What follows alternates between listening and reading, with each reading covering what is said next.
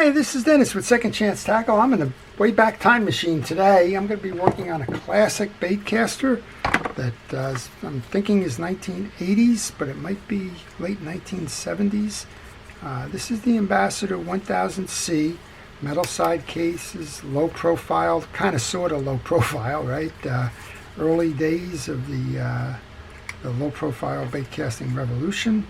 This one works. This one came in for general service. It's got a lot of dust and dirt on it, but the owner just asked me if I could be so kind as to tune it up for him. He would appreciate it, and of course I'm always up for going in and doing some new reels, and while I'm at it, making the videos to show folks how to get this done. So the easiest way to work on one of these reels is to take the exterior pieces off first. I noticed that there's a little bit of kind of corrosion on this screw there, so I'm just going to hose this whole case down here where the screws are. I just don't want to lose the reel by breaking off a screw at this point. It's just good practice to maybe let that soak in for a moment. So while that's doing that, I want to thank our first responders and essential personnel and everybody involved in keeping us safe during the pandemic. Without your efforts, we would truly be in a worse place. And whether you're a firefighter or EMT or working in the hospitals or any medical position, including those giving out the vaccines, whether you're an essential personnel or an employee that is keeping the transit systems running or the food supplies coming, thank you for everything that it is that you're doing. All right, well, here's the first thing. You can't get the handle off without taking this pesky little C-clip or E-clip off. Be careful, these things tend to shoot, and even though some folks have told me there's 300 plus parts kind of E-clips out available on Amazon, I prefer to keep the originals and not have to go out and find a replacement somewhere. And these are easily lost, so please take care when you're doing that. And you'll see a couple of things here that I do to take care as well. I wear a protective glove on my non-working hand just to keep some of the oils and greases off of that. I also use a parts tray. It's the bottom of a jug, and I put all the pieces that I take off in there. There's some other folks that have different ways of keeping track of how you took the pieces off, and like some will put a mat in front of them and lay it out in the sequence that they've taken the parts off. That's okay. I recommend taking pictures. That'll show you the sequence. I do a video here. You don't have to do videos, but when you get to the crucial parts, maybe like here where you have a little tension washer that goes between the star adjuster and the handle, maybe take a picture there to remind you that that's where it goes. And then if you like, go get the schematic. In this case, there is a website page out there for Abu schematics. I didn't go to it. I may go to it if I get stuck here, but right now this is a cleaning, an inspection, a relube, and a reinstall, so hopefully I don't get stuck along the way. Those schematics are great for part numbers if you find that you have a broken piece or part. When I did the initial testing on this, everything was good. I didn't notice any clicking or broken pieces, so this is really just about a general overall service of this reel. So Abu Garcia. Abu was the Swedish manufacturer. Garcia was the American distributor for the reel. So some folks think that Garcia made reels. They didn't make reels. And this says right here on the bottom, I was just looking for that, it says built by Abu, Sweden. And the Garcia was the American manufacturer of American distributor of the Abu reels. Interesting enough that they got into a little trouble with the spinning reel, right? You don't see Abu Garcia spinning reels, you see Mitchell Garcia spinning reels, and that's a contract that Garcia, the distributor, had with the Mitchell company to make spinning reels. And so you also saw the Abu Cardinal come in as a spinning reel, and that wasn't distributed by Garcia. So I believe that was actually distributed by Zebco, but I could be wrong. Okay, so here's your worm gear and drive. Here's your spool. We have a bushing on the back.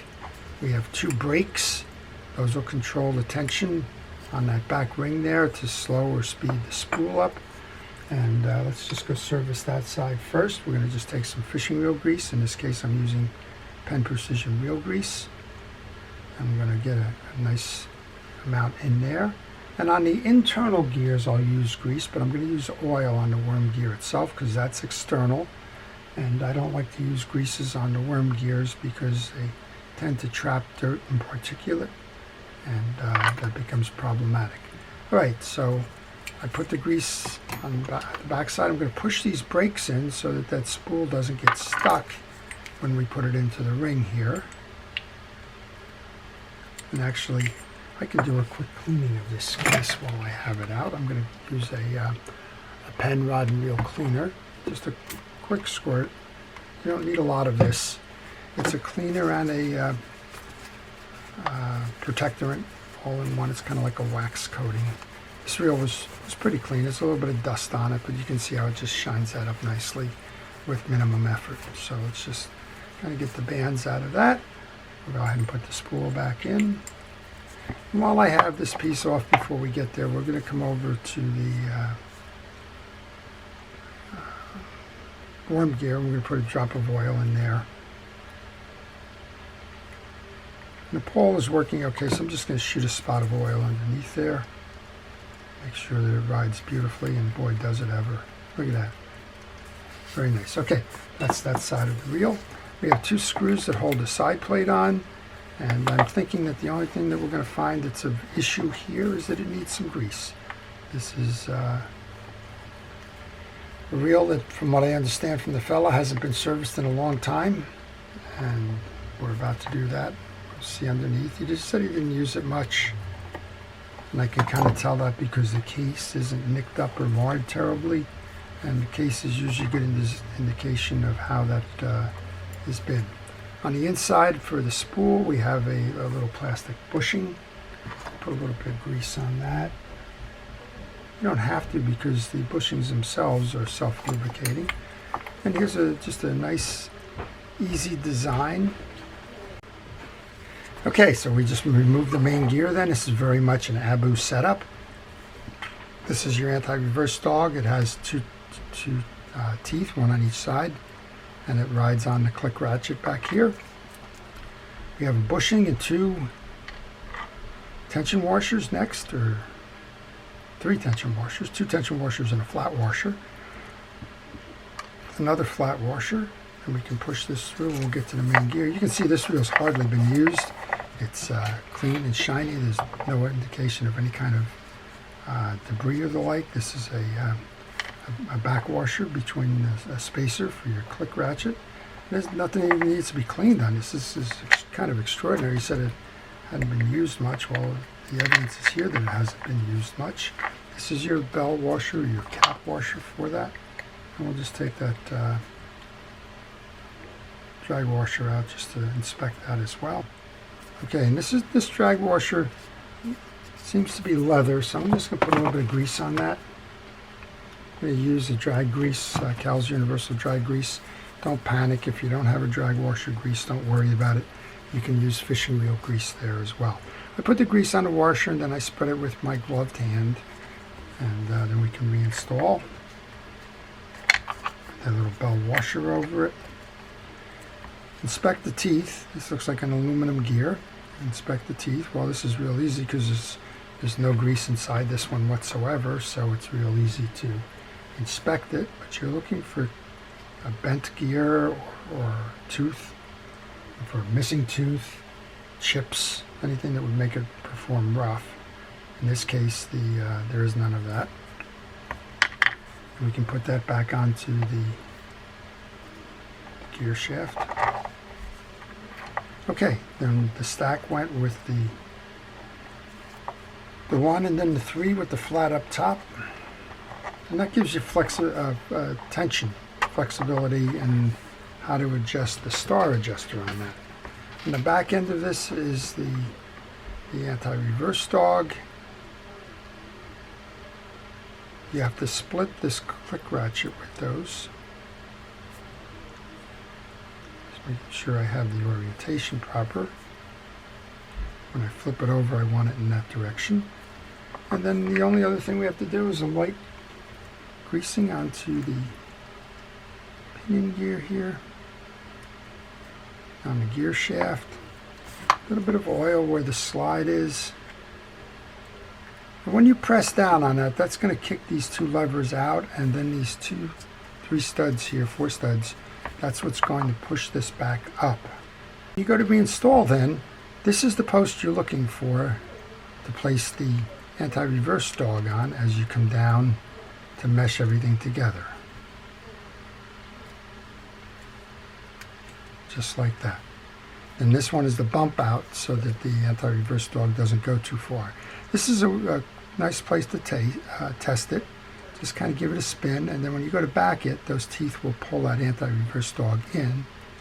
You can see how it's operating here, and that's what's going to stop your reel. And you could, at this point, push down on your free spool release, and then as you turn this, that should pop back up just like that. So this reel is essentially completed on the inside. So we've done kind of what we told my buddy we would do. We would go ahead and take the reel, we'll give it a good cleaning, we'll make sure it has all the lubrication it needs to be ready to fish again, and we'll get it back out there fishing. Just cleaning off a little of the grease on the case. You can put new line on it. He was nice enough to take the old line off. Put new line on it, and you'll be guaranteed that this can go for a long time to go. Look for the notch in the case. That's going to slip over the arm of the free spool release. No tension whatsoever. There's no internal springs holding this side case on. The later models would have some springs around the posts and the like. But this, as I mentioned, it's an early stage. Certainly when you look at today's versions of the low-profile bait casters, they've come a long way. But it doesn't mean that they've gotten any better. In this case, this one was so lightly used, it's probably good for another 50 years. All right, second screw in. Give that a little bit of a twirl. Next up then would be the star adjuster.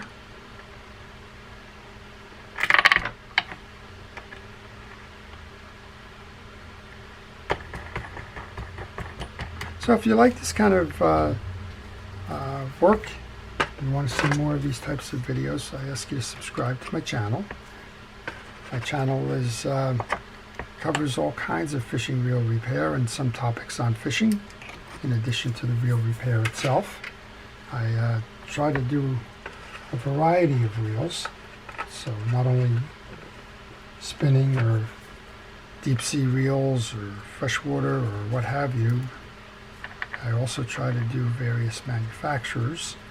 And it's sort of a look over my shoulder in terms of how I work in my shop, making other people's reels, sometimes my own.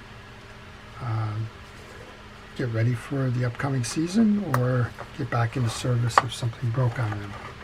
So if you subscribe, hit that notification button. That'll tell you when the latest videos will be published. I try to publish on a regular basis, regular lately being every day, and you can decide from those notifications if it's a video you want to watch, and then of course tag along with me as I go to do the repairs.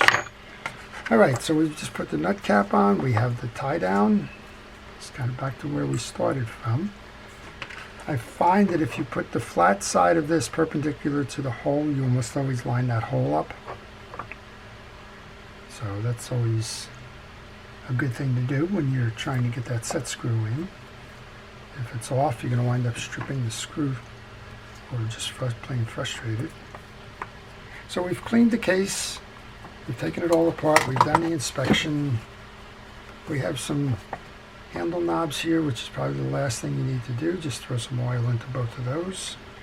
We'll go reinsert. We want to put a little bit of grease onto the axle shaft here. And then we should simply be able to load this up, mesh it in. We'll find those two side plate case screws. These got the kind of the rough exterior, the diamond coating, whatever they want to call that, that makes this a thumb screw to me. And then just tighten the last part of it down with a screwdriver so that it doesn't rattle free. Probably have the spool over adjusted. There you go. Look at this. This is a beautiful Ambassadeur 1000C, very lightly used, just smooth as silk. Just going to go ahead and put the free spool down, make sure that that rides nicely. You can't see it because it's black on black here, but it is spinning. And if you want to loosen up the spin control a little bit, back the adjuster off. That'll spin it further. Now, this spool has got a thin spool shaft, and it's a smooth spool shaft. So if you're going to go load braid onto this thing, this is not braid ready. You need to put a backing of some monofilament on there before you back the braid, put the braid on. Otherwise, you will get the condition commonly known as braid slip. So remember that when you're checking the reels that you have. If it doesn't have a stud, if it doesn't have a tie-through hole, then please back your reel with monofilament. That way you'll be guaranteed that you'll be successful in the loading without the braid slip. There you go. The Ambassadeur 1000C, made in Sweden, distributed by Garcia in the United States, ready to go fishing again. So I hope you've enjoyed that. If you did, please stay tuned for more. Please stay well, stay safe, stay out of harm's way, and stay watching. This is Dennis with Second Chance Tackle. Have a great day.